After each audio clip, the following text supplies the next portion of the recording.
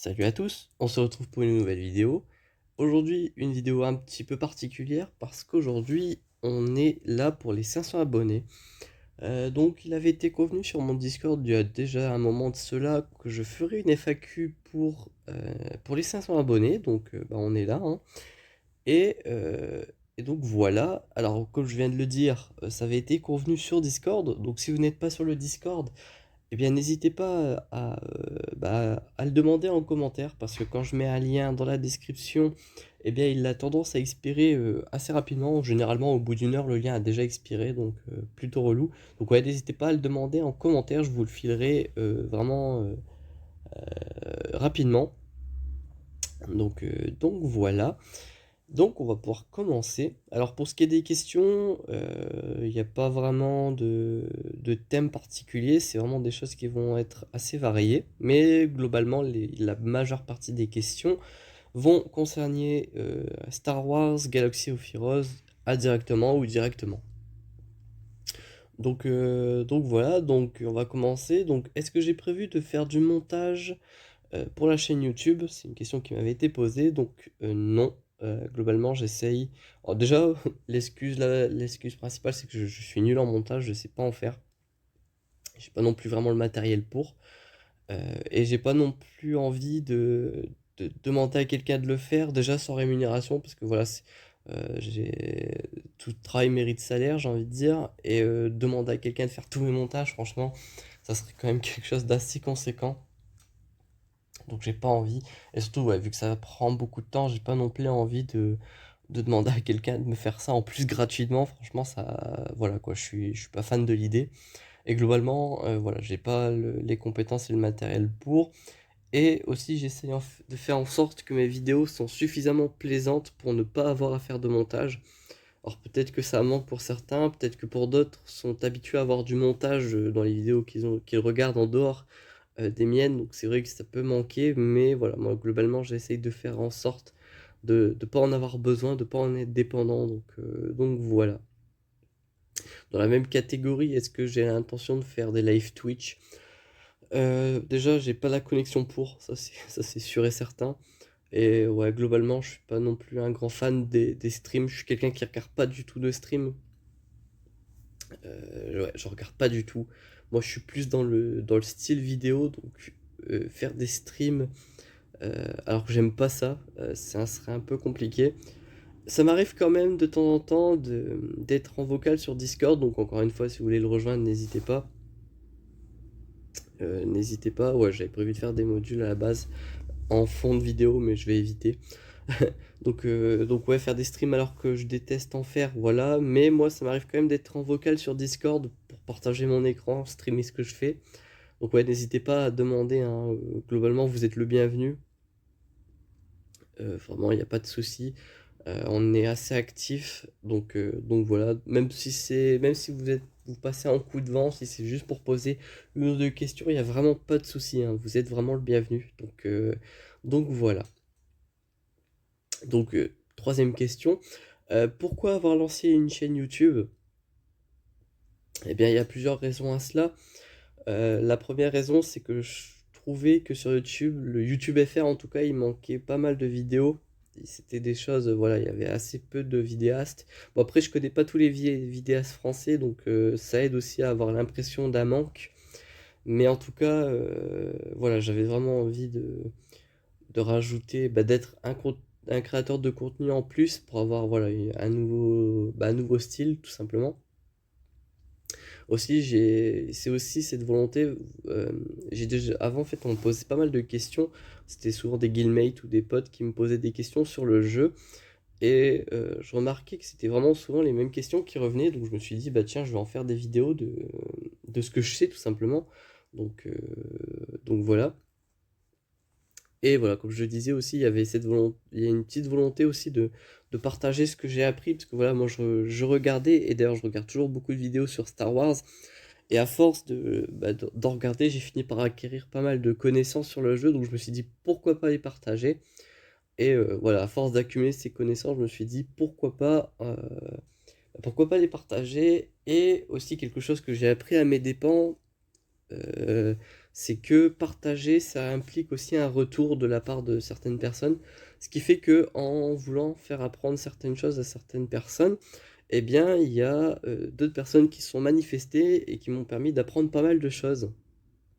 Alors, j'ai pas forcément d'exemple en tête là tout de suite, mais c'est vrai que exposer ses connaissances, c'est aussi la possibilité, c'est aussi apporter euh, la possibilité que d'autres personnes viennent apporter des connaissances à ce que vous saviez déjà ou à ce que vous ne saviez pas. Et donc, dans tous les cas, c'est un échange qui est gagnant-gagnant, en fait, tout simplement. Donc voilà. Et la question qui était venue s'ajouter à celle-là, qui est sur le même thème, c'est est-ce que je compte vivre de YouTube? Alors, vivre de YouTube sur Star Wars Galaxy of Heroes, c'est quand même extrêmement compliqué. Il faut mettre en place beaucoup de choses, hein. Faut streamer en poussant les gens à faire des subs, à faire des dons. Vraiment, moi, c'est pas quelque chose dont je suis fan. Typiquement, les rares fois où je regarde des streams, ça me dérange de voir des compteurs de subs, ce genre de trucs. Donc, c'est pas quelque chose dont j'ai vraiment envie. Il y aurait l'option du Tipeee, mais c'est quand même encore aussi compliqué parce que recevoir des dons sans rien offrir en contrepartie, c'est compliqué.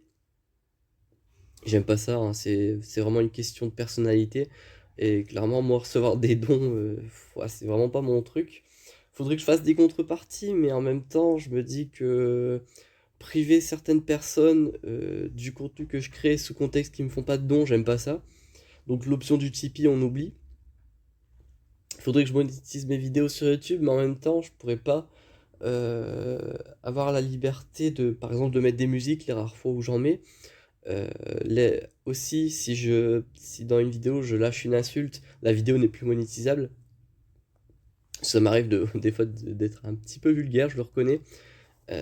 Donc voilà, voilà, c'est monétiser, c'est partir du principe que vous êtes plus libre. Et honnêtement, moi je préfère la liberté à quelques centimes parce que oui, si je monétise mes vidéos, ça ferait seulement quelques centimes. Et aussi, quelque chose d'important, c'est que si je monétise mes vidéos, vous vous mangez des pubs. Et moi, quand je lance des vidéos sur YouTube, je déteste me manger des pubs. Alors, je vais pas infliger aux autres ce que je n'aime pas subir. Donc, je monétise pas.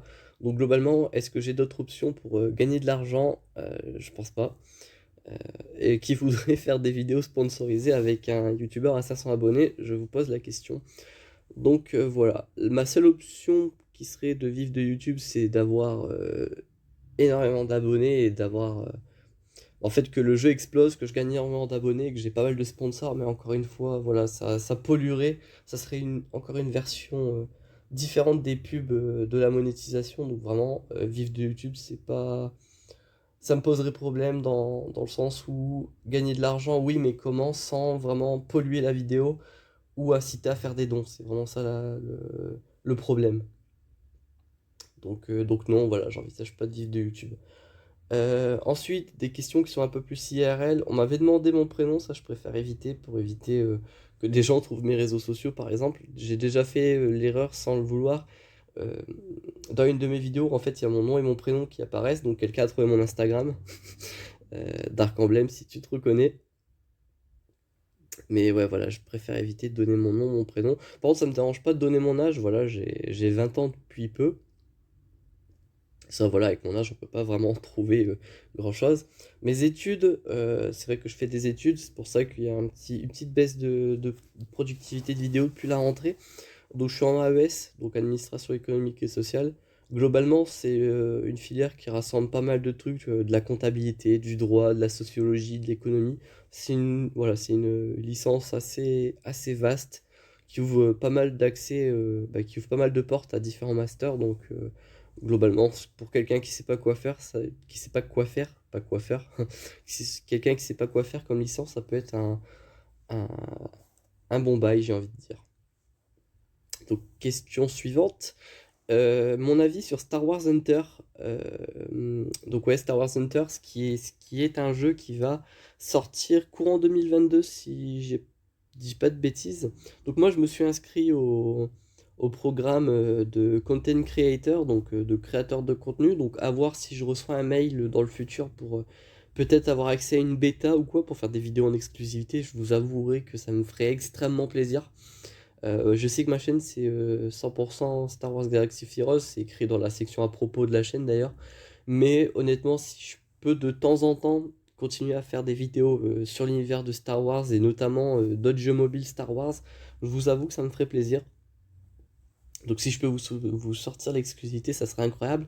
Sinon, mon avis sur ce qu'on a pu voir, donc globalement, ils vont nous proposer un jeu qui va être un peu un mélange d'Overwatch, de Paladin pour ceux qui connaissent. Donc ouais, c'est le même principe qu'Overwatch en fait. Peut-être à la Brawl Stars, je me pose la question. Enfin bref, ça ressemble un peu à une sorte de jeu qui va rassembler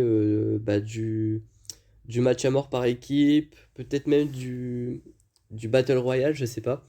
Donc ça pourrait être très intéressant et moi en tout cas j'ai vraiment hâte de voir ce que ça va donner. Donc ouais, je suis plutôt confiant. Après c'est un jeu qui va peut-être être compliqué à rendre pay to win, sauf s'il rend certaines classes payantes. Mais honnêtement, il devrait plutôt faire un peu ce que fait League of Legends par exemple, à savoir proposer des skins, etc. Mais voilà, j'espère qu'ils proposeront pas des classes payantes parce que honnêtement, le pay to win sur Star Wars, ça peut être assez compliqué. Donc euh, c'est assez compliqué et je pense que pas mal de joueurs en ont un peu marre de devoir raquer pour pouvoir jouer, hein. Mais bon, le pay to win, je vais y revenir un peu plus tard. Prochaine question. Aimes-tu la direction que prend Star Wars Galaxy of Heroes? Et sinon, quelle direction aimerais-tu que Star Wars Galaxy of Heroes prenne? Alors, mitigé sur la question, j'ai envie de dire. On va dire qu'il y a des moments où Star Wars prend des directions qui est vraiment plaisantes, à des moments ils font de belles bêtises. Je vais prendre un exemple, deux exemples. Globalement, moi, ce que j'avais bien aimé, c'était l'époque où ils nous sortaient un personnage légendaire qui bouleversait la méta. On a eu, par exemple, ils ont enchaîné Revan, Dark Revan, Padmé et Gas. Ça, c'était une période où c'était vraiment cool, même si on avait une méta qui était très homogène, c'est-à-dire que c'était une team qui dominait. C'était quand même des teams qui n'étaient pas super compliqués à débloquer.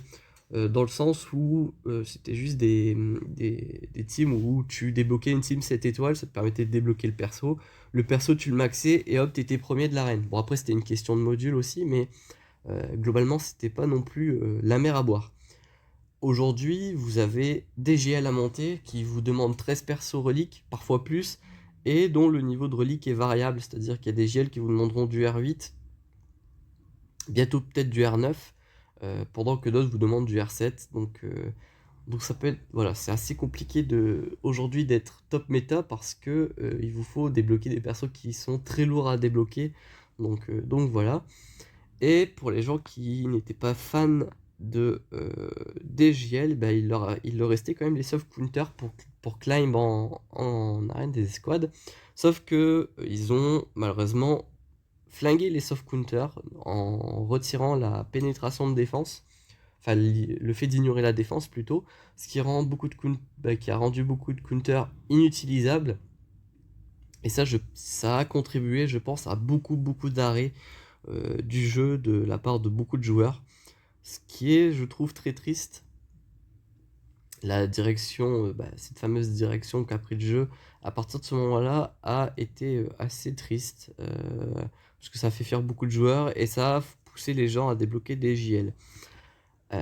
Les fameuses JL, en plus, ils ont évoqué l'idée de rendre la JL ce qu'ils ont toujours voulu que les JL soient, c'est-à-dire des persos qui soient vraiment supérieurs à d'autres, enfin à des persos non JL. Donc ils ont fait en sorte que les JL ne soient plus counter par des personnes non JL. Mais voilà, là où, même si ça s'entend, hein, c'est logique, dans le sens où voilà, leurs JL, c'est des persos qu'ils ont fait exprès de rendre plus puissants. En fait, ça rend déjà le théorie crafting beaucoup plus réduit. C'est-à-dire que si vous avez pas de JL, vous pouvez pas tomber la team.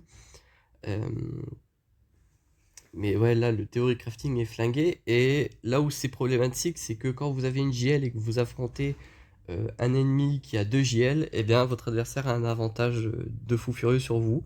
Parce que soit il pose les deux en partant du principe que vous allez garder la vôtre, soit il va en poser une et généralement il va poser celle qui counter la vôtre.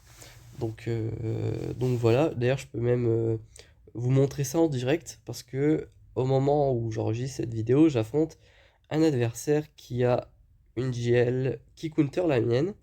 Tac, hop, je vais vous montrer ça, hein. Donc voilà, lui il a JML SLKR et je peux vous garantir qu'en en défense je vais retrouver son JML parce que son JML je peux pas le passer avec mon SLKR. Lui, si je pose mon SLKR en défense, il prend son SLKR, il fait un miroir et on n'en parle plus. Donc là globalement je suis archi désavantagé parce qu'au moment où j'enregistre cette vidéo, moi je n'ai qu'un SLKR. Donc globalement voilà ce que j'en pense de leur mise à jour ou d'ignorer la défense, donc c'est compliqué. Donc moi si je devais parler d'une certaine direction que devrait prendre le jeu, ce serait déjà de rétablir le fait d'ignorer la défense parce que c'est quelque chose qui plaisait beaucoup aux joueurs, mais ça ils le feront pas. Parce que je rappelle que Star Wars, EA c'est des gens qui veulent de l'argent plutôt que de rendre le jeu confortable si je puis dire. Ce qui est logique parce que bon, le but d'une entreprise c'est de faire le plus d'argent possible. Euh, mais voilà, je trouve ça un peu pas anti-moral, mais voilà, c'est pas terrible dans le sens où on préfère sacrifier le plaisir des joueurs plutôt que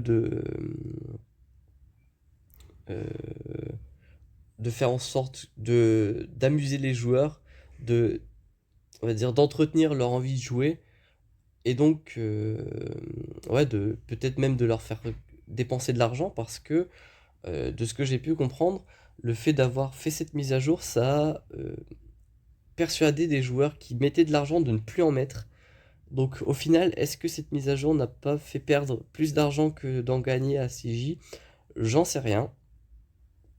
Mais quoi qu'il en soit, voilà, je trouve vraiment dommage que le jeu ait pris cette direction. Mais voilà, peut-être qu'à l'avenir, avec les futures mises à jour, ils arriveront à revenir en arrière, mais sans vraiment dire qu'ils sont revenus en arrière, quoi. Donc voilà, j'espère avoir été assez clair pour cette question, parce que j'ai pas mal réfléchi en parlant. Donc question suivante, alors ça c'est Dark Lilou, il m'en a posé beaucoup, et tant mieux d'ailleurs, parce que du coup ça me permet d'avoir une vidéo qui est assez complète, donc je vais répondre une par une, sans toutes les énumérer d'un coup. Donc mon top 10 des persos sous-estimés dans le jeu. Donc voilà, j'ai fait une petite liste que j'ai notée. Donc on va commencer, hein. Donc moi, par exemple, mes persos que je trouve sous-estimés, il y a Moll. Alors pas le nouveau Moll de la conquête, mais l'ancien Moll. Son leader est vraiment très intéressant puisque le lead en question donne beaucoup d'esquive à la team. Et globalement, une team qui esquive beaucoup, c'est une team qui est pénible à tomber. Donc, une team avec Moll lead, ça peut être très intéressant du coup, parce que un adversaire qui ne connaît pas le lead de Moll peut le sous-estimer en se disant que ce n'est pas une team méta, et donc il peut s'engouffrer dans un combat qui peut être perdu d'avance. Donc ouais, Moll est plus important son lead, je trouve ça vraiment très intéressant. Deuxième perso, l'Assassin Sith. C'est pas un perso qu'on voit beaucoup, je sais pas si vous en voyez beaucoup, mais moi j'en vois très peu. Il a une spéciale qui donne du gain TM, beaucoup de gain TM d'ailleurs. Et ça avec les Sith, ça peut être pas mal, peut-être même le combiner avec Moll justement. Mais c'est vrai que l'Assassin Sith c'est pas trop mal, peut-être même le mettre avec le Trium. Parce que voilà, le Trium c'est une team qui est facilement outspeed, notamment avec les Géos. Donc si vous avez un Assassin relique, vous le mettez à genre 300 de speed, en début de combat vous le mettez à un gain TM sur toute la team, et vous pouvez poser notamment l'isolation, la douleur, etc. Donc voilà, l'Assassin's Creed c'est vraiment un perso sous-estimé que moi-même je n'ai pas. Mais honnêtement, peut-être qu'un jour on pourra le revoir sur le devant de la scène. Moi ça me plairait en tout cas de le voir puisque son gain DM est vraiment intéressant. Et d'ailleurs il dispose d'un choc, donc vraiment très intéressant. Troisième perso sous-estimé, le Han Trooper. Donc le Han Trooper c'est le Han avec la tenue de Stormtrooper. Il a vraiment beaucoup de synergie qui lui permet de tanker. Donc son lead, je vais vous le présenter rapidement. Donc tous les alliés gagnent un bonus de 40% de défense lorsque leur santé est supérieure à 50%. Donc déjà ça lui permet de bien tanker. Si vous lui mettez le Zeta, lorsque Anne subit des dégâts, il récupère 5% de protection. Donc par exemple, quand vous affrontez les Géonosiens, ils ont du mal à vous descendre votre prot. Si vous lui rajoutez en plus de ça la tech de Wattenborg qui lui permet de récupérer 20% de prot à chaque fois qu'il joue un tour, et bien déjà ça vous le rend encore plus fort. Et si vous le mettez relique, au moins relique 5, voire relique 7, ça vous fait un personnage extrêmement compliqué à tomber. En plus de ça, si vous lui mettez un gros module, un gros modage défensif, vous avez vraiment un personnage qui va être absolument infernal à tomber.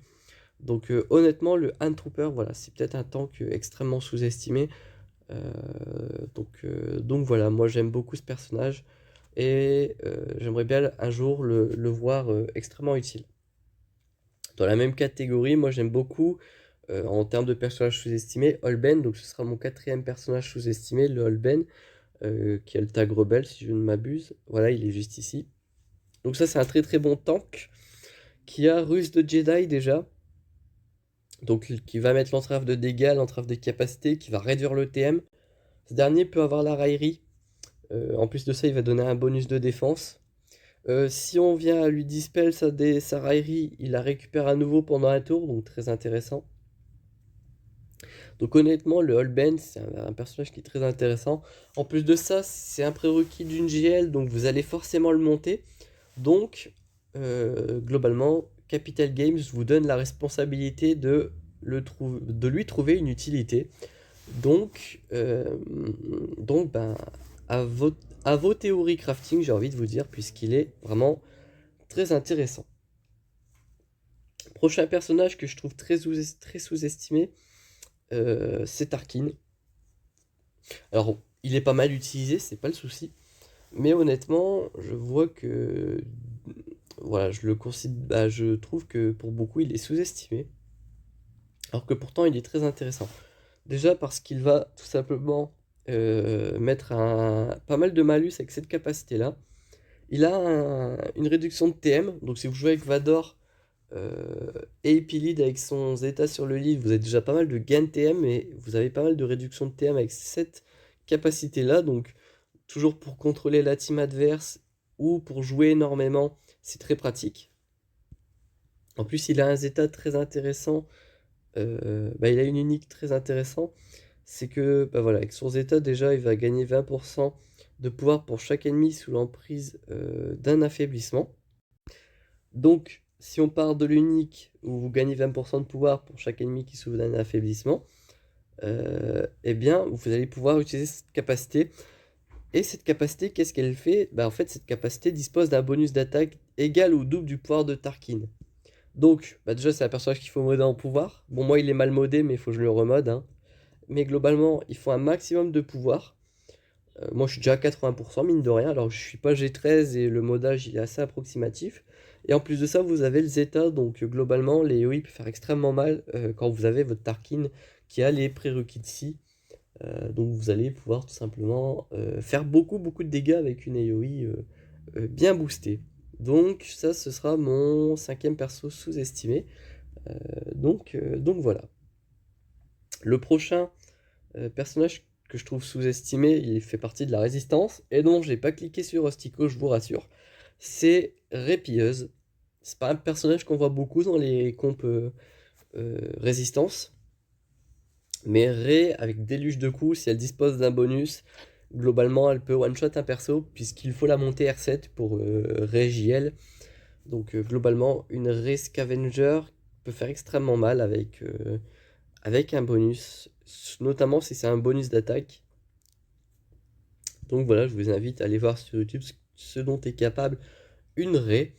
Donc voilà, Ré Scavenger, j'adore. Prochain personnage sous-estimé, ce qui sera le sixième en théorie, c'est c'est pas Ré, pardon, c'est Leia Organa, ici.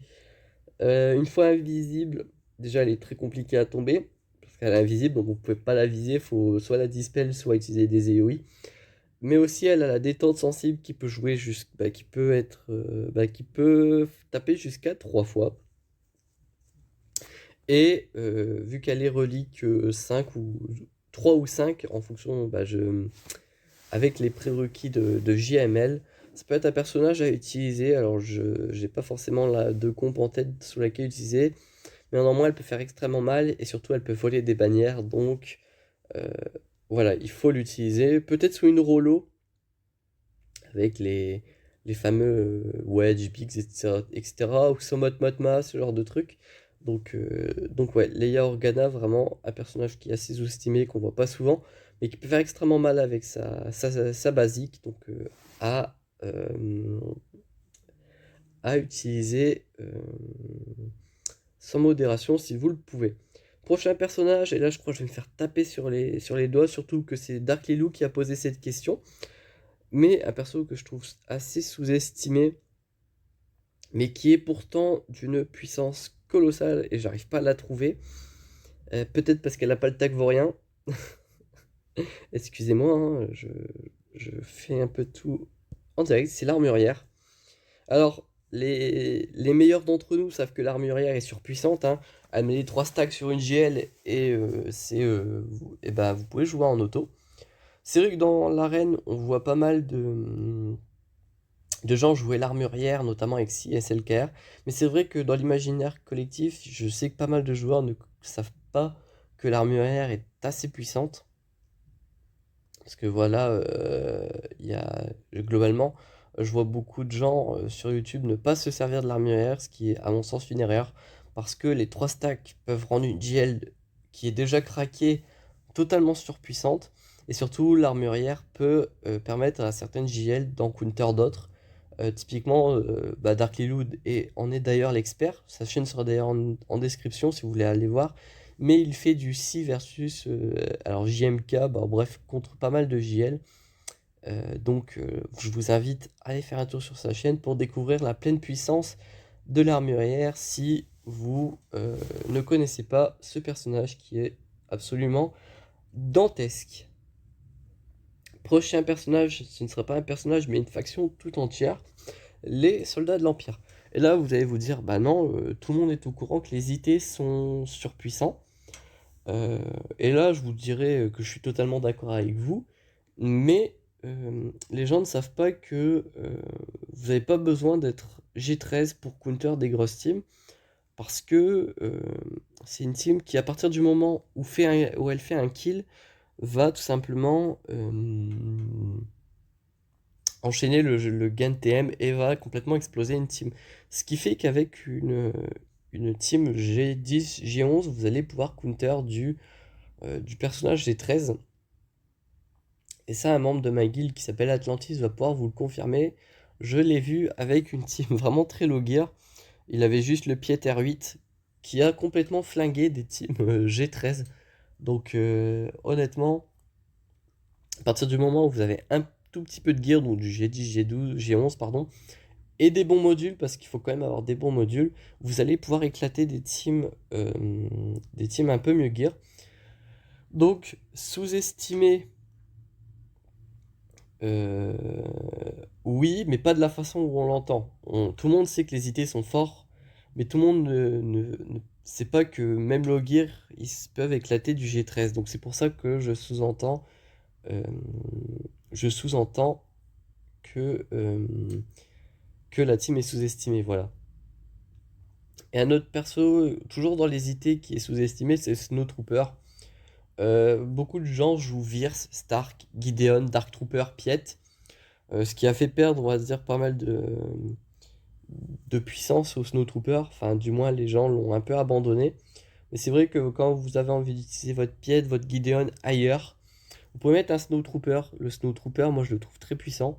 Tout simplement parce que déjà, il va réduire les délais de son AOE à chaque fois qu'il va crit. Donc vous allez pouvoir spam son AOE à fond de balle, hein. C'est ça, toute la force du personnage. Et à chaque fois que vous allez perdre un allié ou qu'un ennemi va être vaincu, vous allez récupérer 30% de TM. Donc le Snowtrooper peut spam ses AOE. Donc honnêtement, le Snowtrooper est vraiment sous-estimé.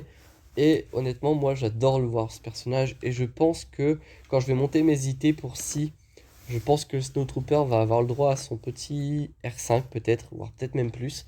Parce que j'ai envie de le jouer, ce personnage, il est trop fun.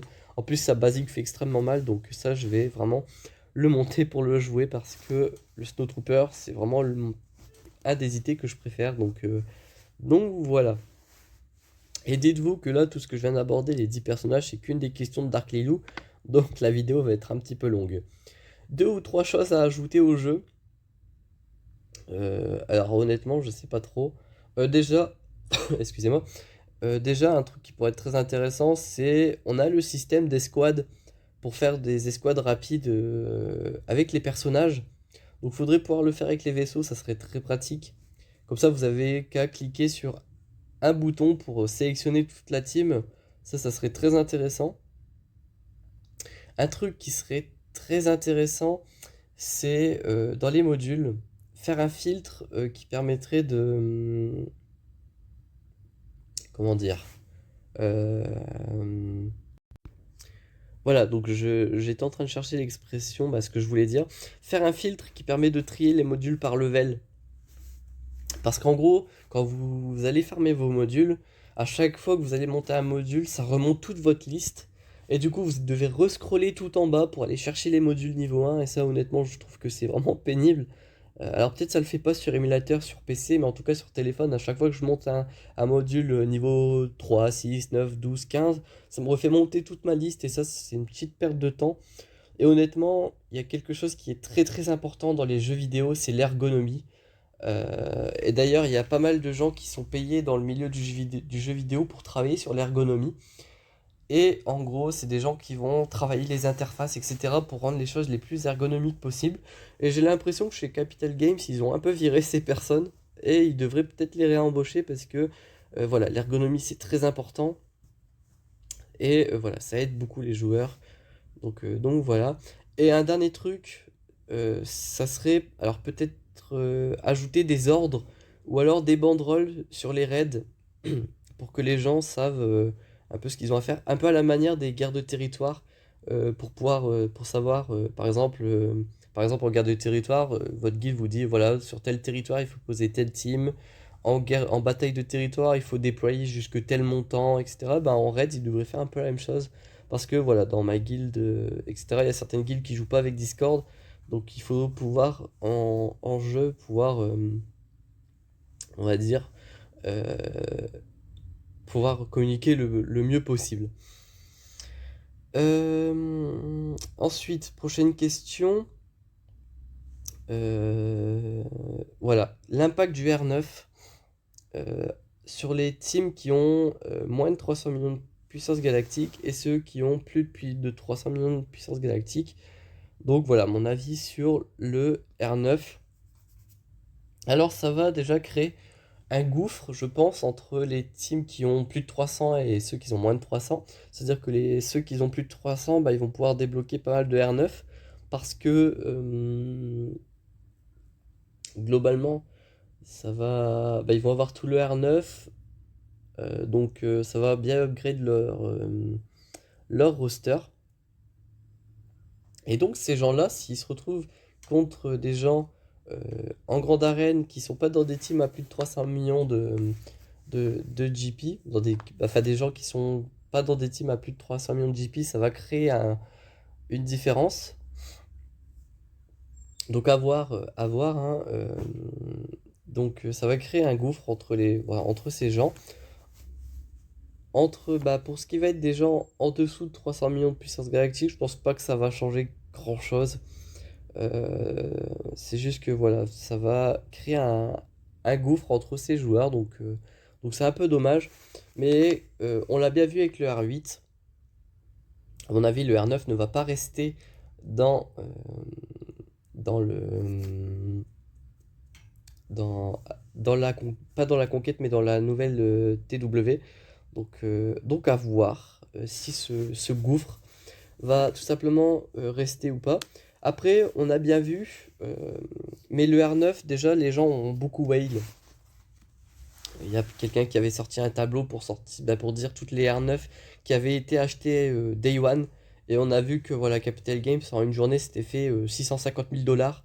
Donc autant vous dire que tous les R9 viennent principalement du whale et pas de la TW.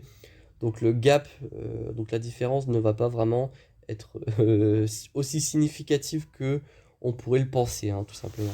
Alors je vais juste tousser, donc je mets en pause 2 secondes.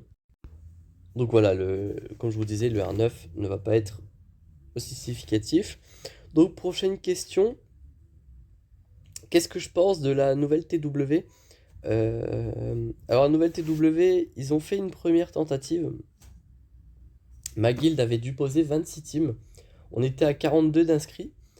Donc 26 teams. Ouais, donc 26 teams, ça faisait beaucoup. Et honnêtement, moi, ça m'avait beaucoup plu. Pourquoi? Parce que avant, quand il fallait poser 18 teams, eh bien, ce qui se passait, c'est qu'on remplissait la carte assez rapidement. Et ça, il n'y a pas de problème à ça, hein. Remplir 18 teams rapidement, il n'y a pas de problème. Parce que du coup, ça nous faisait pas mal de teams en offense. Et surtout, ça nous prenait pas beaucoup de temps à remplir. Donc voilà, hein, c'était efficace. Mais le problème qui se posait, c'est qu'on arrivait en offense. La team, la carte adverse, on l'a rasée à une vitesse fulgurante. Pour vous dire, une fois, on a déjà rasé une carte en 4 heures. Et pour une TW, c'est quand même assez rapide. Surtout que ça dure 24 heures. Et on se retrouvait à la fin avec des GL qui nous restaient sur les bras. Et quand c'était pas des GL, c'était des GAS ou des DR. Ce qui était assez triste. Donc voilà. Et quand je vous dis raser la carte rapidement, c'est pas forcément du sandbag, hein. On n'était pas forcément des teams à plus où on était genre à 30 millions de puissance galactique de plus que l'adversaire, ou avec 50 GL de plus, hein.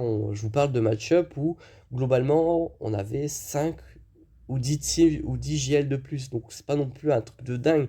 La différence n'était pas aussi significative.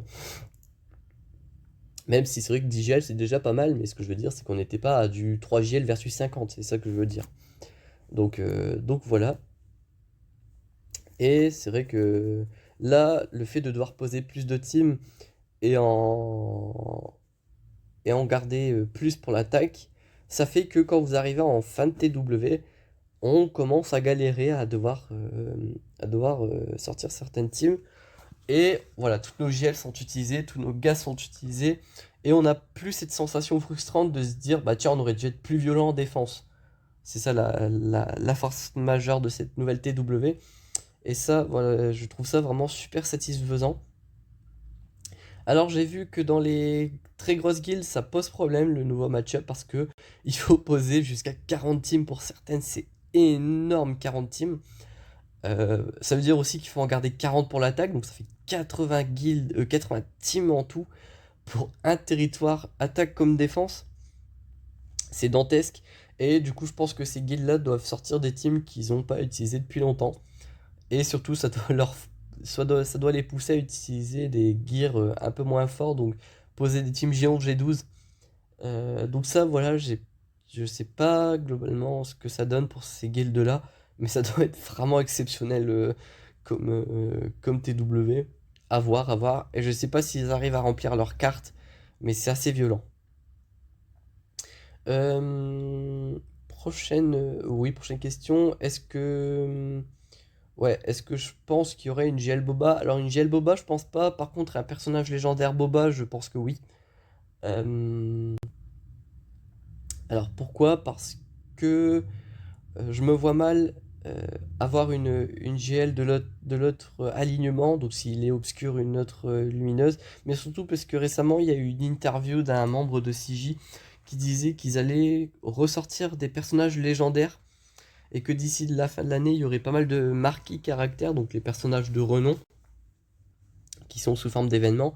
Et donc, ouais, moi je le vois plutôt en tant que personnage légendaire, comme par exemple un JKL et un Gas, par exemple. Après, rien n'exclut l'hypothèse que ce personnage va servir dans une GL légendaire. Par exemple, un Mendo JL qui pourrait apparaître de la saison 3 ou un personnage très emblématique qui apparaîtrait dans la saison 3 par exemple. Comme par exemple une Ahsoka ou un Ezra Bridger de la saison 3 ou un Thrawn de la saison 3. Parce que voilà, il y a eu cette théorie qui veut que Ezra et Thrawn apparaissent dans la saison 3 de, de The Mandalorian ou dans la série Ahsoka qui a été prévue pour justement la saison 3 non, la série Ahsoka qui a été prévue. Donc voilà, et voilà, la saison de The Mandalorian, la saison 3 qui a été prévue. Donc à voir. Donc JL Boba, je pense pas. Par contre, personnage légendaire, je pense bien. Avec justement les personnages de la saison 1 et la saison 2 en prérequis. Alors, prochaine question. Hop, donc prochaine question. La prochaine série Star Wars que j'attends. Alors, bon, je vais pas être très original, mais il y a la série sur Kenobi qu'on attend tous avec impatience. La fameuse série d'Ahsoka que j'abordais en parlant de JL Boba, je crois. Enfin, de ce que je disais sur un potentiel personnage Boba de la saison 2 de The Mandalorian. Donc voilà. La saison 3 de The Mandalorian, je pense qu'on l'attend tous aussi. Il y avait eu des rumeurs sur des films ou peut-être une série sur Revan. Et ça me ferait sauter au plafond parce que on peut pas parler de Revan sans parler de Mitra Surik. Et si on parle de Mitra Surik, vu que c'est mon personnage préféré, je pense que c'est vraiment le personnage. Ça serait vraiment la série que j'attendrais avec impatience. Donc si je ne devais ne donner qu'un nom, ça serait un film ou une série sur Mitra, sur Revan. Et on aurait donc Mitra Surik. Et donc moi ça me ferait vraiment extrêmement plaisir. Donc voilà, moi vraiment ça serait ce truc que j'attendrais avec giga impatience. Ensuite, on me demande, c'est toujours Dark Lilou, hein, depuis tout à l'heure, depuis les 10 persos sous-estimés, c'est Dark Lilou, hein.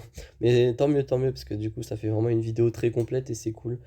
Oui, les dernières mises à jour ont eu un gros impact sur ma guilde. Alors, le R8, ça pose problème, c'est vraiment un problème qui a vraiment beaucoup posé problème, parce que, voilà, on tombe pas le rencor. Donc voilà. Par contre, la mise à jour TW, ça a globalement plu. Ça demande plus d'organisation, c'est sûr. Mais honnêtement, ça fait quand même plaisir. Les gens peuvent déjà tous jouer. Parce qu'il y avait eu des problèmes où les gens étaient à zéro, ils n'avaient pas le temps de poser de défense et ils n'avaient pas le temps d'attaquer. Et c'est vrai que quand tu full clear en 4 heures, c'est compliqué. Mais globalement, ouais, le fait de pouvoir poser plus de teams et avoir plus de teams à tomber en attaque, ça laisse le temps euh, aux gens de jouer. Donc ça, c'est plutôt cool. Donc ouais, globalement, voilà, il y a des mises à jour qui font du bien, il y en a d'autres qui piquent un peu plus. Il y a d'autres qui sont fun, d'autres qui sont moins fun, mais bon, voilà, le Capital Games ne peut pas faire plaisir à tout le monde. Donc voilà. Alors, là, c'est une question qui va être plus basée sur moi que sur le jeu en général. Mes objectifs proches et lointains. Alors, de façon très très basique, je vais vous montrer, hein, mais je suis à deux doigts d'avoir JML. Donc ça, c'est mon objectif à très très très très très très court terme. Ensuite, à la base, j'avais prévu de farmer Ray. Ouais, prévu de farmer Ray parce que c'était une JL qui m'intéressait. Ça m'aurait permis de mieux performer en BT lumineuse. Le Radius, c'est vraiment une flotte qui est incroyable et que j'avais envie de débloquer. Mais disons qu'il y a des personnes dont je ne citerai pas le nom qui m'ont convaincu de farmer Si parce que l'armurière, tout simplement. Et Si avec l'armurière, c'est vraiment une GL qui est vraiment très forte pour climb en arène des escouades. Donc je vais vraiment me pencher là-dessus. Aussi parce que j'ai très envie de up Piet, qui est à la fois un prérequis de l'exécutor, mais aussi de Si. Donc voilà, je vais vraiment farmer Si et exécutor en même temps. Mais je pense prioriser quand même l'exécutor, hein. Et donc ouais, moi j'ai très envie d'avoir Si et l'exécutor. Je sais pas pourquoi j'ai cliqué sur Finalizer, je voulais cliquer sur l'exécutor. Hop, voilà, qui est juste là. Donc ouais, je vais vraiment après JML partir sur exécutor et Si à la place de Ray. Et donc dans l'ordre, ça me ferait JML à court terme. Ensuite, il me faudrait Mendo Beskar et le Razor Crest à un peu moins court terme. Ensuite, ça serait Executor. À plus long terme, ce sera Si. Après, ce sera Ré. Du coup, là, je pense que s'il n'y a pas de nouveaux personnages débloqués d'ici là, ce sera Ré. Et je pense qu'après Ré, je vais arrêter le farm de JL. Alors, c'est ambitieux comme chose à dire. Mais globalement, il y a énormément de teams que j'ai très envie de depuis très très longtemps. Mais en fait, à chaque fois, ils sortent des nouvelles JL et du coup, je me dis, ben, je farmerai ces teams-là après cette JL, mais ils en sortent encore une, du coup, je repousse encore. Mais voilà. Et honnêtement, farmer une JL juste pour rester compétitif, non. Honnêtement, ça me saoule. Et si ça me saoule, ça me donne pas envie de jouer. Et si ça me donne pas envie de jouer, bah, ça me donne envie d'arrêter. Et ça, c'est pas bon. Donc, on va faire en sorte de s'amuser et de farmer des teams qui sont très intéressantes. Après, quand je dis farmer, arrêter de farmer les JL, je dis pas que ce sera définitif et complètement. Mais en tout cas, je vais ralentir le farm des JL. Peut-être qu'au lieu de le faire en 6 mois, je le ferai en 8 ou en 9. Ce qui me permettrait d'à côté d'avoir du lest, je sais pas. Mais en gros, de m'octroyer une plus grande marge de manœuvre pour up des persos qui me donnent envie. Ou alors, peut-être que après avoir débloqué Ray, je ferai un farm d'entre-deux JL où en gros je me dis voilà, je farm tel JL et entre cette JL et la prochaine, je dois up 5 persos qui me donnent envie. Et entre chaque JL, je fais ça. Ce qui me semble être un truc qui est beaucoup plus intéressant parce que voilà, aujourd'hui on est à 6 JL en tout, si je dis pas de bêtises. Et connaissant Capital Games, ils vont pas s'arrêter à 6, ils vont en sortir 50 s'il faut. Mais en même temps, ça fait tellement sortir de thunes aux gens que globalement, ça va leur donner envie de continuer, ce que je comprends. Donc voilà, voilà, c'est quelque chose que je me disais, faire 5 personnages entre 2 JL. Donc voilà. Après, l'avantage des JL, et c'est ça que je trouve cool, c'est que dans le farm de pas mal de JL, ils nous ont imposé des teams que j'adore. Par exemple, moi je vais prendre l'exemple de JML, mais pour up JML, moi il m'a fallu up CLS, la full CLS. La full CLS, c'est une très bonne team, donc j'étais content de la up. Aussi pour up JML, il faut débloquer JKL qui m'a demandé de up Vador, que j'adore. Vador, j'adore, ça rime, c'est beau. L'ermite Yoda, personnage très intéressant. Biggs pour son vaisseau, c'est cool. R2, c'est cool. RJT pour la résistance, c'est pas mal. Holben, c'est un bon perso. Donc, c'est ça aussi la force de certaines GL, c'est que dans les prérequis, il y a quand même de bons persos. Donc, on peut pas leur cracher dessus parce que ils ont quand même fait en sorte que farmer les GL, c'est pas juste un truc pénible. Sur certaines GL, c'est intéressant. Donc voilà. Donc voilà, on a terminé pour les questions de Dark Lilou. Et ça c'est top parce que j'ai encore pas mal de questions derrière. Donc voilà. J'ai pas envie que la vidéo elle dure 6h30. Mais bon là on est bien parti pour 1h30 au moins. Donc question suivante. Mes envies de perso sur le jeu. Alors moi déjà Mitra sur X c'est mon numéro 1. Ça change pas. Mitra sur X j'aime beaucoup. J'aimerais bien avoir une créa. Donc on a déjà Dark Traya mais moi j'aimerais bien avoir une créa. Un personnage qui serait peut-être un personnage non aligné, ce qui renforcerait la faction des personnages non alignés, donc ça pourrait être pas mal d'avoir une créa. Aton aussi, la servante Ekani, je sais plus comment elle s'appelle. Honte à moi, puisque j'adore Kotor 2. Ouais, je sais plus. Bumani, Burani, je sais plus. Je suis pas loin en plus. Je vais aller regarder. Alors, Bubani, c'est le nom d'une des zones résidentielles de Telos dans Kotor 2. Non, le nom de la servante, c'est Brianna. Donc voilà, pourquoi pas le disciple. Donc ça ferait, voilà, ça renforcerait cette faction Ancienne République qui pourrait être pas mal. Sinon, toujours dans la même longueur, je sais que beaucoup attendent un duo JL Satil Shan avec Dark Malgus. Je sais que pas mal attendent Darkbane, donc moi c'est des persos que j'aime beaucoup, donc moi ça me dérangerait pas de voir ça arriver. Euh, donc ouais, pourquoi pas Solcaras aussi, qui est l'amiral de Malak. Peut-être, pourquoi pas, ça pourrait être cool d'avoir le Léviathan, le vaisseau amiral de Malak. Donc voilà, il y a quelques persos qui pourraient être cool. On pourrait avoir Galen Marek, qui pourrait être cool à voir. Ça, c'est un perso qui me tente très bien. C'est vrai, voilà, c'est des bons persos, tout ça. Qu'est-ce qu'il y aurait d'autre comme personnage qui pourrait être cool? Ouais, non, en vrai, on n'est pas trop mal, hein. Ah, aussi, Bail Organa aussi, qui pourrait être pas mal. C'est un peu des personnages emblématiques comme ça qui manquent, donc ouais, pourquoi pas Bail Organa. Mais sinon, voilà, on n'est pas trop mal. Mais ouais, voilà, moi, vous savez que si vous me suivez sur Discord, si vous suivez un peu mes vidéos, etc., vous savez que je suis un très grand fan de KOTOR 2. Donc moi, si je pouvais avoir tous les persos, même les PNJ auxquels on parle jamais dans le jeu, franchement, moi, ça m'arrangerait. Non, en vrai, ouais, voilà, les personnages de KOTOR 2 sont suffisamment bien écrits pour qu'on puisse leur rendre hommage sur Star Wars Galaxy of Heroes. Et même de SWTOR, hein, en termes généraux, il y a quand même de très bons persos. Donc si Capital Games m'entend, n'hésitez pas, moi je suis preneur. Donc prochaine question, free to play, pay to win, mon avis sur le concept de pay to win. Alors moi je suis 100% free to play, j'ai jamais mis un rond dans le jeu, jamais acheté de pack, rien du tout. J'ai pas l'hyperdrive, même les packs à 5 euros, j'en ai jamais acheté. Parce que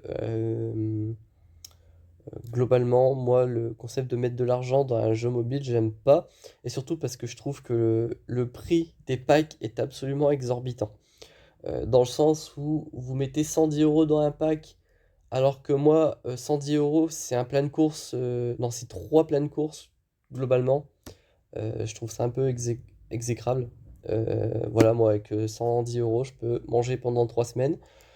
Pour certains, c'est un R8, donc voilà, c'est un peu le concept.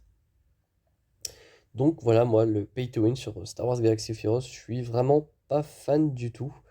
Donc, voilà, s'il y a des gens qui sont pay to win, globalement, bah, tant mieux pour eux, s'ils ont l'argent, voilà. Mais moi, honnêtement, je préfère me faire plaisir et manger pour 3 semaines que de finir dans le rouge. Donc voilà. Après, voilà, je crache pas sur les gens qui mettent de l'argent, hein. C'est grâce à vous que le jeu tourne. Quand Capital Games reçoit 650 000 balles pour les R9, bah, ils sont contents et surtout ça leur permet de pas licencier les gens, etc. Donc honnêtement, voilà, c'est grâce à des gens comme les Pay to Win que le jeu peut tourner. Donc honnêtement, bah, merci à eux, hein, très clairement, parce que sinon le jeu aurait fermé depuis très longtemps. Donc voilà. Alors, prochaine question. Hop. Ok, donc prochaine question. Donc, la meilleure GL pour moi. Alors, il n'y a pas vraiment de réponse euh, qui est vraiment universelle et que tout le monde va dire non, mais oui, je suis complètement d'accord avec toi. Franchement, très très fort. Parce que chaque GL, on va dire, a ses inconvénients et ses points forts. Par exemple, SLKR, il est très très fort pour le raid site. Il est d'ailleurs globalement fort pour tous les raids, hein. En plus de ça, c'est quand même un très bon attaquant. Il va pouvoir tomber les si, il va pouvoir tomber les certaines raies. Donc globalement, il va être très très bon. Ré, c'est une très bonne GL parce que déjà, elle va être très très forte avec tous les persos côté lumineux. Et pas forcément que la résistance, hein. Par exemple, il y a une très bonne compo pour tomber pour, on va dire, tomber le pit. Euh, donc ouais, voilà, Ré est très très forte, hein, peu importe les persos, tant qu'ils sont côté lumineux, c'est vraiment pas mal. Ensuite, si en offense vous lui rajoutez l'armurière, il peut tomber du SLKR, de la Ré, etc. Donc ça, très intéressant. JMK, c'est la JL du moment qui va pouvoir en tomber, bah, je pense qu'il peut tomber toutes les autres. Donc voilà, on a du JML qui peut tomber du JMK, donc voilà, il y a juste Lord Vader pour l'instant qui est un tout petit peu, on va dire, en dessous des autres. Mais quand Maul va enfin, bah, quand les premiers joueurs vont débloquer Maul de la conquête, quand ils vont rajouter probablement d'autres personnages avec, voilà quoi, ça va probablement faire monter la puissance de Lord Vader. Donc voilà, pour l'instant, il n'y a qu'une seule JL qui est un petit peu en dessous des autres, mais ça ne va pas durer quoi. Donc, il n'y a pas vraiment de réponse universelle à la meilleure JL. Donc, je conseille les gens de monter la JL en fonction de leurs besoins. Par exemple, s'ils ont besoin de performer en BT lumineuse, ben, ils vont pas farmer SLKR, quoi. Ils vont peut-être partir sur un JML ou une Ré. Si quelqu'un veut performer en raid, bah, alors il va plutôt aller débloquer soit Ré, soit SLKR. Si quelqu'un veut performer en grande arène, eh bien, il va falloir essayer de farmer des trucs plus efficients en termes de bannières. quelqu'un qui veut performer en arène des escouades, bah, il va farmer la JL du moment. Donc il n'y a pas vraiment de JL vraiment au-dessus d'une autre. C'est vraiment ça le point à retenir, quoi. Donc prochaine question, enfin ça va être deux questions pour le coup. La team la plus fun, côté lumineuse, côté obscur. Alors pour moi, côté obscur, il n'y a pas de doute, c'est les IT, les soldats de l'Empire. Honnêtement, quand vous commencez à tuer un ennemi et que vous pouvez lancer le train de jauge de tour, franchement, ils sont impossibles à arrêter. Même si, honnêtement, j'aime beaucoup les BH. Vous mettez un boss lead avec Django, Relic, et ça fait vraiment le café pour lâcher des beaux one-shots. Mais voilà, les IT pour moi, c'est meilleur team côté obscur en termes de fun, je veux dire. Il y a pas plus fun que des IT, quoi. En côté LS, il y en a deux que j'aime beaucoup, ça va être CLS avec Chupio. Quand vous avez tué un ou deux ennemis et que ça a bien boosté l'AOE de Chupio, ça vous permet de faire une magnifique AOE. Hein. L'AOE de Chupio, vraiment, c'est un régal. Surtout quand Daika elle vient de revive ses collègues NS et que vous avez du coup l'AOE de Chupio dispo. Hop, vous lancez l'AOE, vous faites un quint. Non, alors quintube c'est 4 quatuor du coup pour 5. Un quatuor de one shot. Et c'est tout bonnement abominable pour la team adverse. Et sinon, chaque Cyclone. Pourquoi? Parce que chaque Cyclone ça outspeed tellement de trucs. Parce que globalement, vos clones, vous les modez assez rapide. En plus, vous avez plus le plus 35 de speed sur le lead de Shakti. Et en plus de ça, chaque Cyclone en raid sur la P2 ou la P3 du Triumviracite, c'est absolument génial parce que les assauts aériens du Rex commencent au fur et à mesure à faire des dégâts absolument considérables. Donc ça, c'est vraiment trop fun à jouer.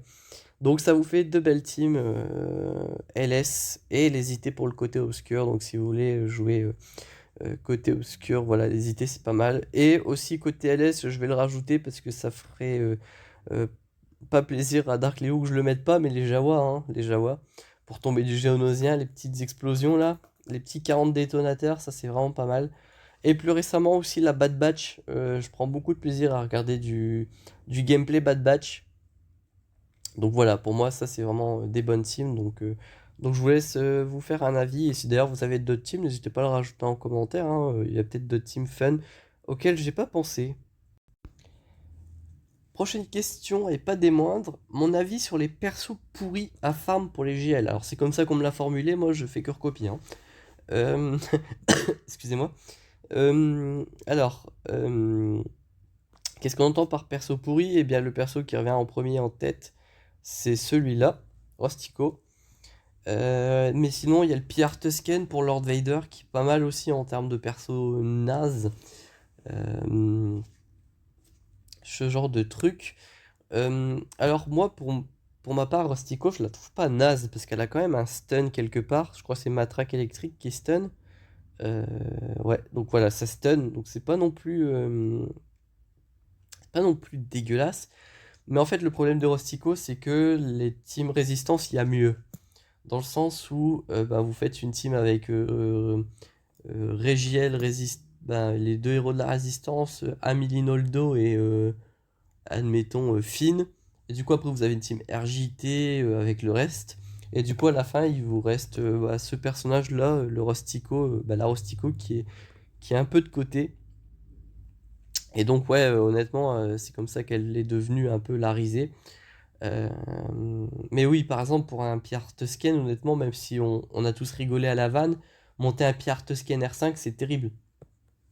C'est terrible parce que ça prend du gear, ça prend des matériaux de reliques, ça vous fait consommer beaucoup d'équipements, donc c'est nul. Qu'on soit d'accord, c'est nul.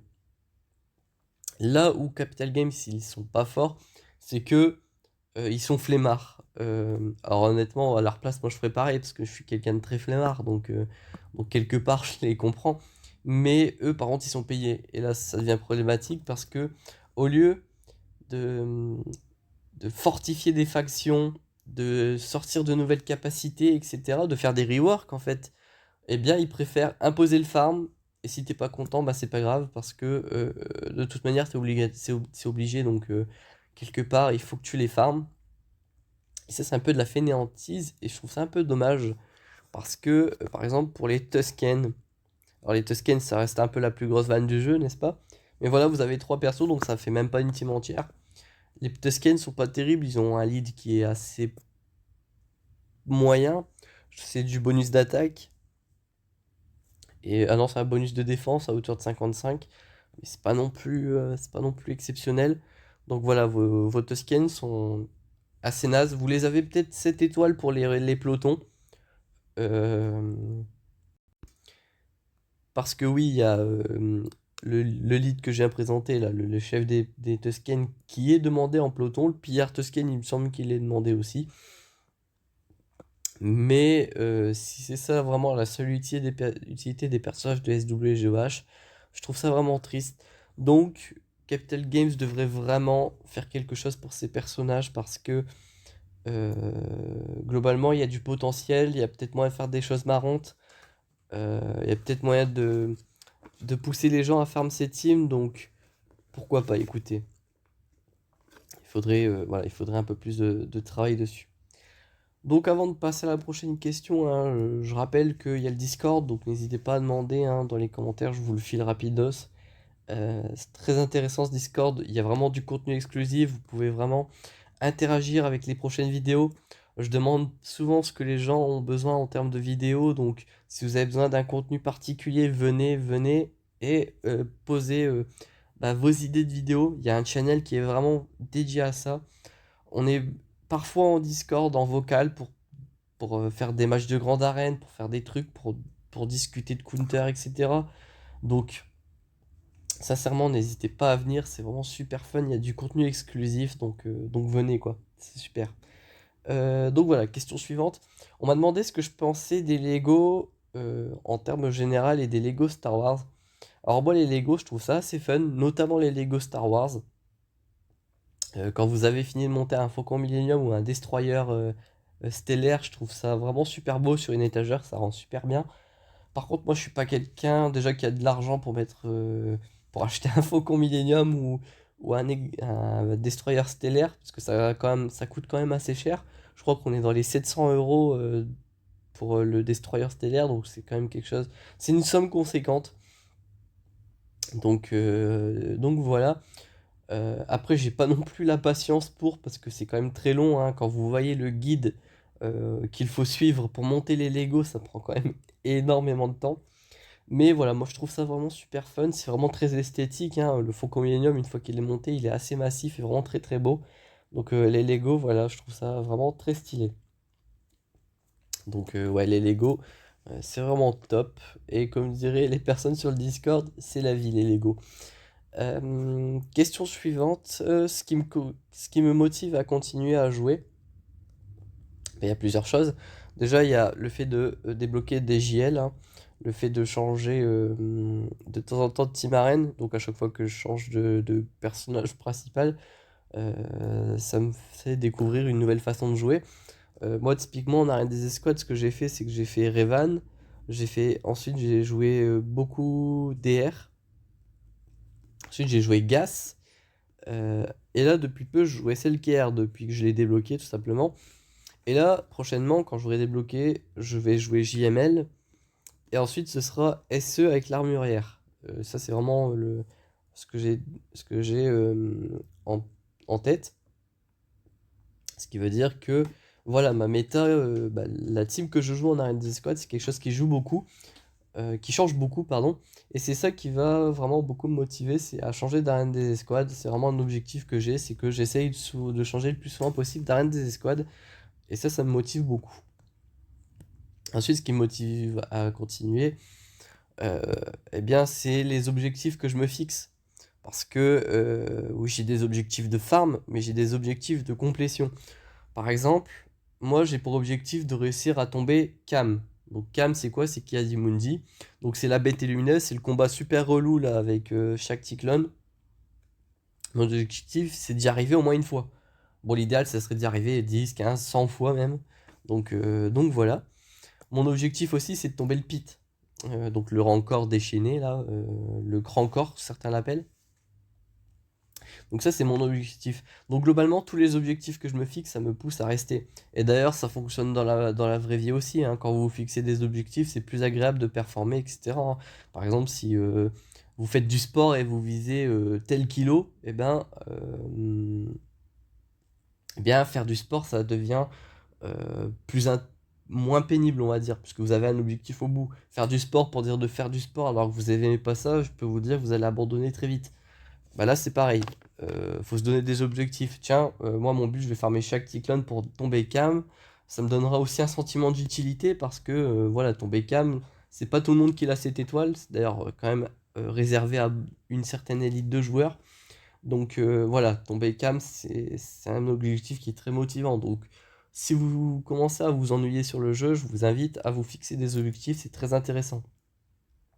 Ce qui me motive à continuer de jouer, c'est aussi de faire des vidéos. Parce que ça, mine de rien, ça m'aide pas mal à rester motivé. Et je travaille beaucoup aussi sur les vidéos. Je prépare des tutos modules. Donc pour préparer des tutos modules, déjà, il faut avoir les bons modules. Donc voilà. Donc voilà, les vidéos, ça me motive beaucoup à continuer à jouer. Donc voilà, tout simplement. Et aussi quelque chose de très important, et c'est d'ailleurs ça qui fait toute la force de Star Wars Galaxy of Heroes, c'est la communauté. Depuis tout à l'heure, je vous parle de mon Discord, mais le fait d'avoir un Discord avec autant de gens pour discuter du jeu, c'est super intéressant. Déjà, vous apprenez beaucoup, mais surtout, vous avez la sensation de vivre dans un jeu qui est super actif, avec une très grosse communauté. Donc ça, voilà, c'est important. Et s'il n'y avait pas de communauté sur ce jeu, je peux vous dire que j'aurais arrêté depuis un moment. Donc voilà, faire des rencontres, discuter avec des gens, apprendre et faire apprendre des choses à d'autres, c'est vraiment super intéressant. Donc voilà, et encore une fois, je vous invite à venir sur le Discord. J'en parle beaucoup, mais c'est vraiment intéressant. Et moi, j'aime beaucoup utiliser ce Discord. Donc plus on est de fous, plus on rit, j'ai envie de vous dire. Donc là, on arrive sur les trois dernières questions, hein. Alors, la prochaine question, est-ce que je joue à d'autres jeux vidéo que Star Wars Galaxy of Heroes? Eh bien, oui et non. Je joue à quelques jeux mobiles vite fait pour passer le temps, quand je m'ennuie vraiment. C'est notamment dans des amphis. Alors, je devrais pas faire ça, mais c'est vrai qu'il y a des amphis qui sont vraiment relous. Donc, euh, pour, on va dire, supporter le coup, je fais quelques petites parties sur certains jeux, genre Clash of Clans, par exemple. Mais sinon, moi, quand je suis chill chez moi et que j'ai envie de me faire un jeu vidéo, eh ben, je me refais chaque année ce que j'appelle des classiques, hein. Par exemple, je me refais KOTOR 2 et KOTOR 1 d'ailleurs. C'est vraiment des gros classiques. Je joue pas mal à Minecraft, je fais des petites survies en solo, je trouve ça vraiment super kiffant. J'aime beaucoup les Elder Scrolls. Là, je me suis refait, c'était un peu avant cet été, je me suis fait Morrowind. Ça, c'est un jeu, franchement, j'adore. J'ai passé 80 heures dessus. Et honnêtement, les Elder Scrolls, c'est vraiment super. Mais Morrowind, c'est peut-être mon Elder Scroll préféré. Donc si vous l'avez jamais fait et que vous arrivez à supporter des graphismes qui datent début des années 2000, peut-être même fin années 90, c'est vraiment le bon bail. Donc ouais, Morrowind, c'est vraiment un jeu que j'adore et que je me refais de temps en temps avec KOTOR 2, etc. C'est vrai que moi, voilà, je suis plus dans les anciens jeux. Typiquement, j'ai pas de PS5. Sur PS4, j'ai assez peu de jeux. J'avais acheté quelques jeux parce qu'ils m'avaient pas mal attiré. Mais globalement, voilà, les jeux récents, c'est pas des jeux qui m'attirent. Donc voilà. Et peut-être qu'un de ces quatre, j'achèterai un PC pour me faire SWTOR aussi. Parce que, de ce qu'on m'en a dit, c'est très intéressant et surtout, c'est jouable en solo. Mais globalement, je pense que j'entraînerai quelques abonnés dans mon périple le jour où je jouerai à SWTOR. Avant-dernière question, est-ce qu'un jour... non, je vais la formuler autrement. Quand est-ce que je vais passer Relique 9, le police de la pègre de Coruscant, plus communément appelé CUP, ou COP? Eh bien, ça c'est une très bonne question. Typiquement, si j'étais un youtubeur très riche qui fait des vidéos putaclic en disant que le Mendo Beskar Reliquit peut counter Rey, j'ai nommé Anald. Alors oui, vraiment, je suis pas très fan des youtubeurs, ça s'entend, j'imagine. Eh bien, je l'aurais déjà fait depuis longtemps, mais globalement, je pense pas que je vais le up ce perso, hein. D'ailleurs, peut-être qu'un jour ils le mettront en prérequis de JL. Mais ouais, moi clairement, je pense pas que je vais le up ce perso. Je suis désolé de décevoir la personne qui m'a posé cette question. Mais voilà. Et dernière question, qui n'est pas des moindres, qu'est-ce que je pense des dernières conquêtes qu'on a eu droit là, les 2 ou 3 dernières? Eh bien, moi, depuis que je joue au jeu, je suis quelqu'un qui va toujours tenter de faire son mieux, de faire les événements au maximum. Ouh, excusez-moi, j'ai été pris par la toux.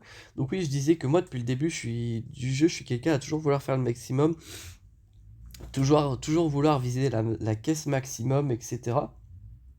Toujours vouloir être premier en grande arène, toujours vouloir faire les scores maximum en BT, etc. Et donc, depuis le début des premières conquêtes, moi, mon objectif, ça a toujours été la caisse max. Mais cette, comment dire, cette conquête, la nouvelle version de cette conquête, je dois vous dire que je la trouve vraiment pénible. Parce que autant elle n'est pas impossible, la caisse max n'est pas impossible. Par contre, qu'est-ce que c'est chronophage? Chronophage, c'est quoi? C'est le fait que ça prend énormément de temps. Atlantis me disait que lui, il passe carrément 2 3 heures par semaine par jour pendant 2 semaines à faire des combats. Et, euh, et globalement, ouais, c'est super chronophage. Moi, pour vous dire, j'ai visé la caisse 4 parce que moi, honnêtement, euh, me, me bouffer autant de combats, ça ne me plaît pas. Donc voilà, moi j'ai arrêté à la caisse 4, j'ai pas visé la caisse max. J'aurais très bien pu la faire, mais je l'ai pas faite. Donc voilà, moi la conquête, j'aime pas parce que très chronophage. Après, ils ont dit qu'ils allaient changer le concept, de faire en sorte que ce soit mieux et plus aimé par les joueurs. Donc à voir ce que ça va donner. Mais moi voilà, la conquête à l'heure actuelle, je vise la caisse 4, j'ai du mal à le prononcer, mais oui, la caisse 4, pas plus. Parce que honnêtement, j'ai pas envie de, de passer autant de temps, dépenser autant de refresh, etc. pour des caisses en plus. Surtout que ce qui change entre la caisse 4 et les dark caisses, c'est quelques éclats de mold. C'est pas un perso qui m'attire, donc ça me dérange pas trop d'avoir moins d'éclats. Et le reliquit, mais le plus important pour choper du reliquit, ça reste quand même le pit. Donc si je chope des reliques en moins, c'est pas grave. Donc voilà. Ah, j'ai oublié une question. Elle est tout en haut. Euh, Hop. C'est une question qui m'avait été posée par Wesmir, que j'avais appelé Wesmer dans une vidéo. Euh, Ce qui m'avait fait rire d'ailleurs, qui m'avait fait remarquer que je m'étais planté dans son pseudo. Mais moi, Wesmer, j'aime bien le prononcer comme ça. Euh, Bon, bref, c'est Wesmir qui me disait c'était quoi mon décor préféré dans Star Wars. Donc, ouais, quand vous faites un combat, vous avez toujours un décor de fond. Alors, moi, le décor terrestre que je préfère, c'est sur Scarif. Les décors de Scarif sont vraiment très beaux. Donc, voilà. Mais moi, le décor spatial que j'adore le plus, c'est alors, pour ceux qui voient, hein, c'est quand vous êtes avec la planète violette qui est explosée dans le fond, c'est Concord Down. Ouais, donc la planète qui est éclatée, donc la planète violette, ça rend vraiment très très beau, ça donne un très beau côté violet à l'espace juste à côté. Donc voilà. C'est d'ailleurs un des décors qui est assez récurrent dans l'événement de contrebandier là, qui vous demande les vaisseaux. Ouais, donc ça c'est vraiment mes décors préférés. Scarif pour le terrestre et Concord Down pour la planète, pour tout ce qui va être spatial. Enfin bref, on a terminé pour ce qui est de cette FAQ. Donc voilà pour ce qui est de cette FAQ, comme je disais, j'espère qu'elle vous aura plu, que vous auriez appris pas mal de choses sur ce que je pense, etc. Encore merci pour les 500 abonnés. Et on se retrouve bientôt pour de prochaines vidéos et surtout un jour pour les 600 abonnés. Je vais déjà réfléchir à ce que je pourrais faire pour ce palier. Mais d'ici là, portez-vous bien.